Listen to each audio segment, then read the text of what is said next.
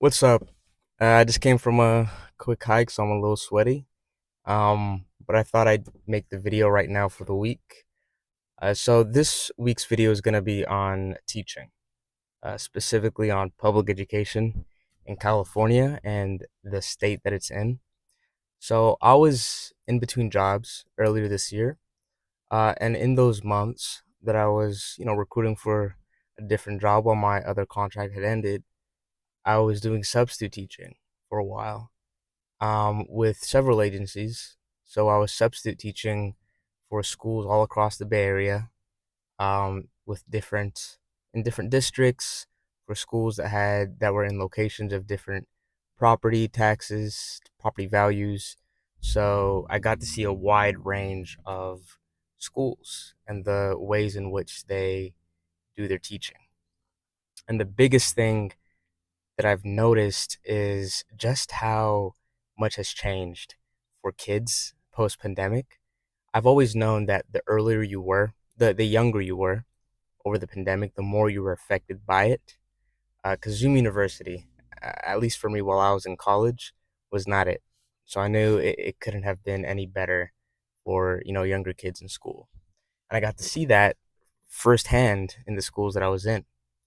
Now, in certain districts like Oakland and Berkeley, where regardless of the property value of the location that you're in, which, if you don't know, dictates the quality of the public education in that school. So, if you're in a neighborhood with relatively high property taxes, that reflects in the resources and quality of the education in that school. Same goes for lower property tax neighborhoods. So you can have two districts, two schools that are uh, miles apart from each other with drastically different education levels and quality and resources. The biggest thing that I noticed is just general literacy. You know, across all schools, charter schools, up to like eighth grade, literacy has just gone much lower. Eighth grade, seventh grade classes that I'd been in had been struggling. Probably like 30% of the students that I taught had been struggling with maintaining like a fourth to fifth grade leading reading level. And in younger grade levels, like fifth, I'd say like in some cases, two-thirds had below average reading levels. And in some schools, like a third of the classes um, were barely literate, which is a shame, you know? I think there were probably benefits as far as increasing emotional intelligence for students and kids during the pandemic, but it definitely had an impact as far as their progression. Because in those years, there's some critical development that happens, socialization that happens for kids, and they miss that, and it's a shame. Another more lighthearted thing that I noticed is that they already had their own kind of they're all on iPads. They're all iPad kids or iPhone kids. I'm Gen Alpha or Gen Z myself.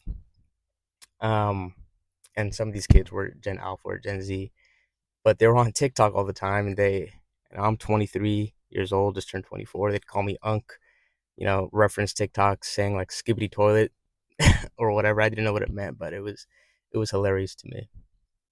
Anyways, what I think the future of education is going to look like. Um, if you want any kind of quality education for kids, if you're a parent, if you have a family, if you don't have school choice to elect your kid to go to like a somewhat reputable charter school, and if you don't have the funds for private school, homeschooling seems to make the most sense, or some kind of clandestine DIY education system that you create for your kids. Because like healthcare, like all these other social security systems, um, our taxes just don't cover it. It's not going in education, that's for sure. So I'm interested to see how the nature of education will change in the next few years. I know for me at least, I grew up in public education, and in high school, I relied heavily on like Khan Academy, on like Crash Course, just YouTube videos to supplement the education that I had because it just wasn't doing it in school. So yeah, I thought I'd just share that uh, uh, story, share my experience as a substitute teacher, and where I think public education is going. And I don't think this is specific to California or the Bay Area. I think it's reflected across most school districts. Until there's a change in that basic, system of schools, the quality of schools directly being reflected on the property value of the neighborhood that you're in, no change is really going to occur. Uh, but yeah, that's pretty much it. That's all I had today for today's video. I appreciate you watching.